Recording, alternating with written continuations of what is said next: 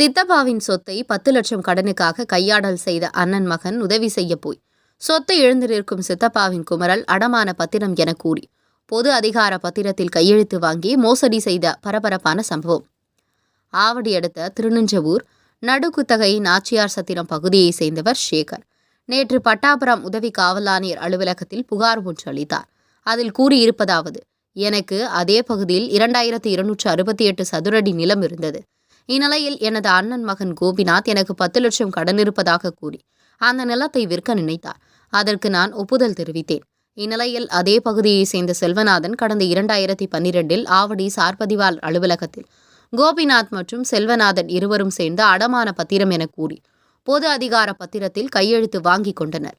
அதன் பின் கடந்த 2014ஆம் ஆண்டு மேற்கூறிய நிலத்தின் பொது அதிகார பத்திரம் கொண்டு செல்வநாதன் சகோதரர் செந்தில்நாதனுக்கு எழுதி கொடுத்துள்ளார்.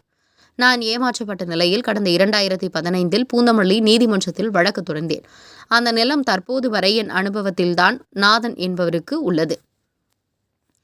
இந்நிலையில் செந்தில்நாதன் 15க்கும் மேற்பட்ட ரவுடிகளை நேற்று அழைத்து வந்து அந்த நிலத்தில் இருந்த இரும்பு ஷெட், இரும்பு சுற்றுச்சுவர் மற்றும் இரும்பு கேட் ஆகியவற்றை நீதிமன்ற ஆணை பெறாமல் இடித்து தள்ளி எனக்கு கொலை மிரட்டல் விடுத்தனர்.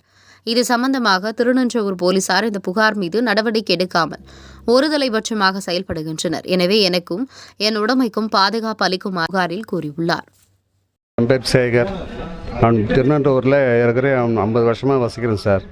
இன்று காத்தால் எனக்கு சொந்தமான லேண்டில் நான் இருக்கும்போது ஒரு 10:45 மணிக்கு திடீர்னு ஒரு 50 பேர் வந்துட்டு அடியாட்களை மாதிரி வந்துட்டு திடீர்னு என் ஷெட்டெல்லாம் உடச்சி போட்டு அவங்களுடைய காம்பவுண்ட்லாம் போட ஆரம்பிச்சிட்டாங்க. நான் இருங்க என்னங்க பிரச்சனை, கேஸில் நடந்துக்குது, எங்கள் அட்வொகேட்லாம் வந்துட்டுருக்குறாங்க, வெயிட் பண்ணுன்னா கூட அதெல்லாம் வெயிட் பண்ண முடியாது, உன்னால் ஆனதை பார்த்துக்க, மீறி பேசினா அவ்வளோதான்னு சொல்லிவிட்டு என்னை மிரட்டிட்டு ஷெட்டுக்கிட்டலாம் உடச்சி போட்டு அவங்க காம்பவுண்ட் போட்டு போயிட்டாங்க சார்.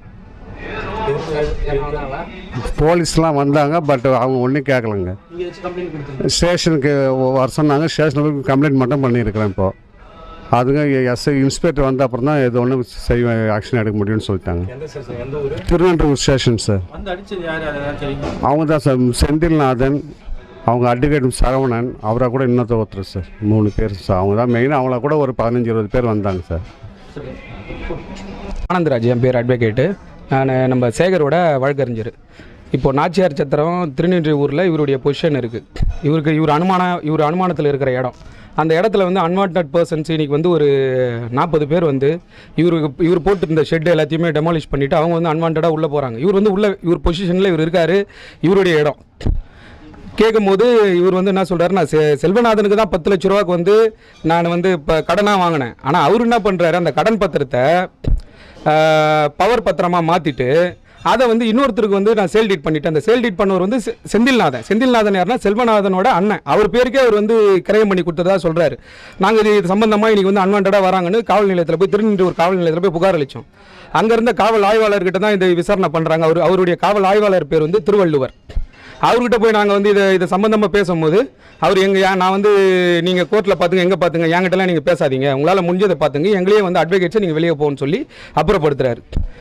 இதுதான் என்னன்னு தெரியல. இது முறையான விசாரணை நடத்துக்கு நாங்கள் நீதிமன்றத்தை நாங்கள் திரும்பவும் நாடுறோம். நன்றி.